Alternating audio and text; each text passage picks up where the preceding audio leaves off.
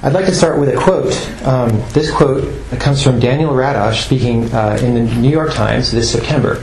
He was writing a review of Halo 3, and he said, "The formula followed by virtually all games is a steady progression toward victory. You accomplish tasks until you win. Like cinema, games will need to embrace the dynamics of failure, tragedy, comedy, and romance. They will need to stop pandering to the player's desire for mastery in favor of enhancing the player's emotional and intellectual life."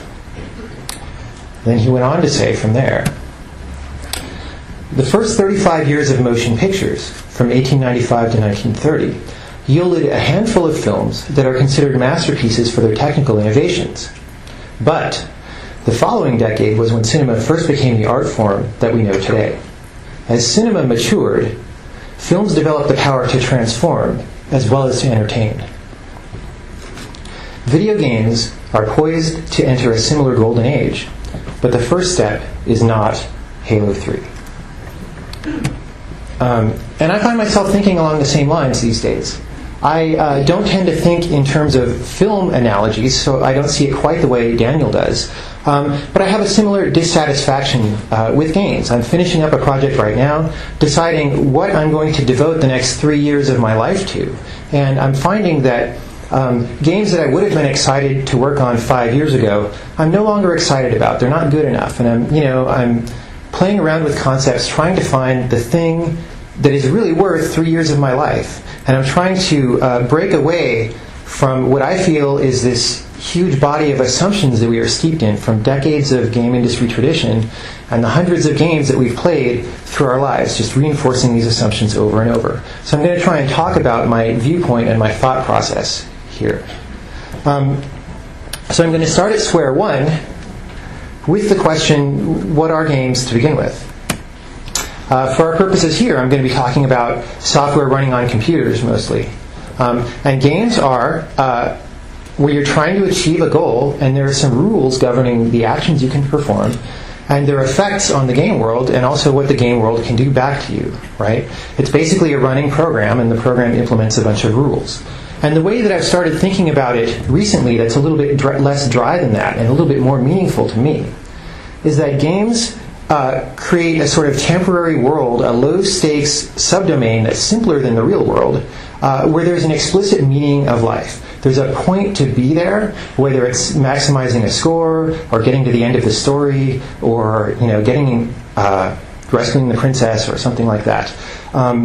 You know why you're there, and you know what you're trying to do. Even in sandboxy games, there are explicit objectives. And suddenly that created a shift in my viewpoint. It's like, wow, the meaning of life in this existence is something that I really care about. It's something that's been, tugging at me for my entire life and for people throughout the ages. And so I think I'm not alone in this, that this gives games, this is part of why games are compelling to me.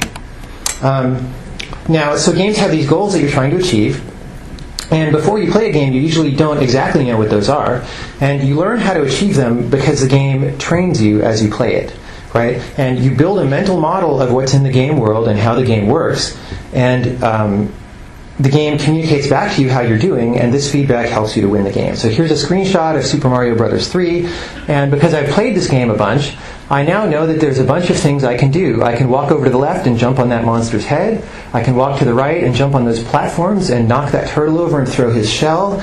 I can jump under this question block to get a reward. I know that it's a question block, even though the bitmap is kind of scrolled right now and you can't see the question mark.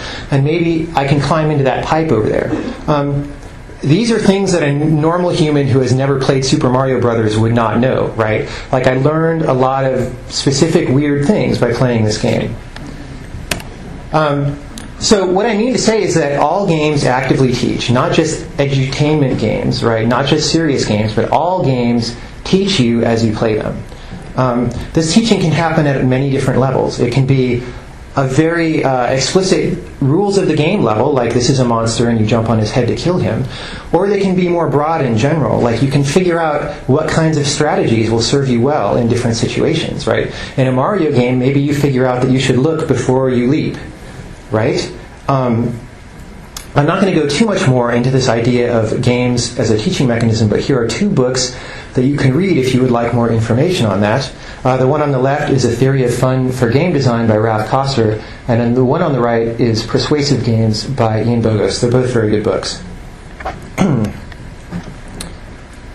So now that we know what games are, the next question is, what can they provide? Like, what can they do for me, and why would I play a game, right? Why do people play games? Well, we already know one of the answers is pretty obvious. Games can provide entertainment, fantasy, and escapism, and I think that's fine.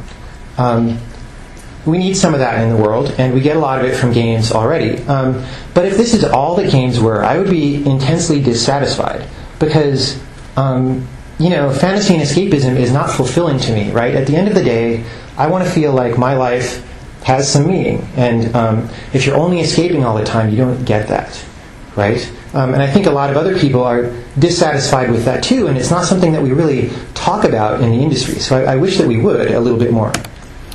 Another thing that games can provide is meaningful artistic expression, where you express something that you care about communicating and that your audience cares about receiving.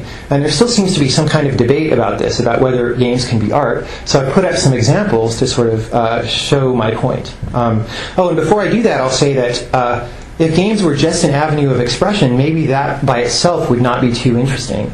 But what is interesting is that when we develop the medium to where we can express competently and consistently through it, then those artistic expressions are going to come at a different angle or from a different perspective than they would through other media. And that's why I have these examples. So in the upper left is a still frame from a film. And we know that in film, ideas and emotions are often conveyed through moving compositions of objects in the scene, coordinated with sounds and things. In the upper right is a poem. Poems, the entire form is based on presenting rhythms and patterns of words in a way that's peculiar only to that medium.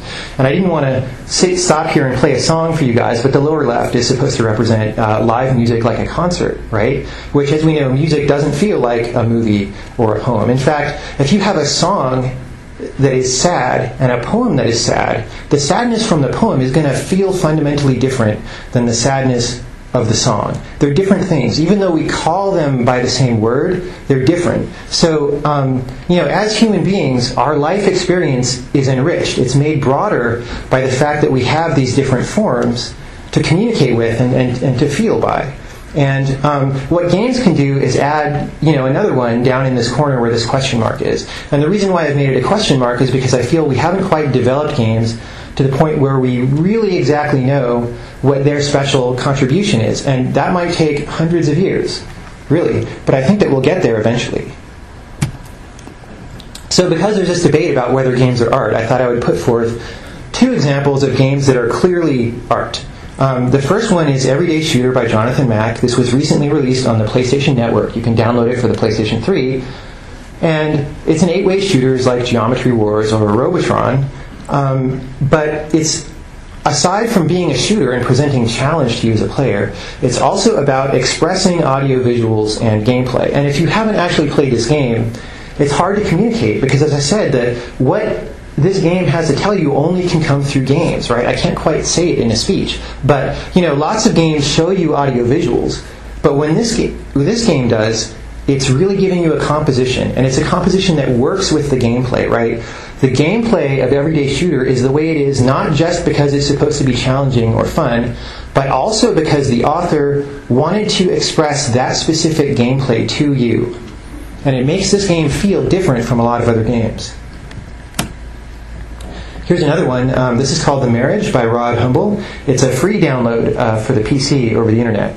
And this one expresses things also, but it does it differently. Whereas Everyday Shooter is about expressing sensations, this game is about expressing the author's life to you. He's trying to tell you, here's what it's like to be in my marriage, right, with my wife, and encountering all these social situations and different people that we do. And the way that it does this is through actually the rules of gameplay, the rules of interaction. So when you sit down to play The Marriage, you don't really know very much.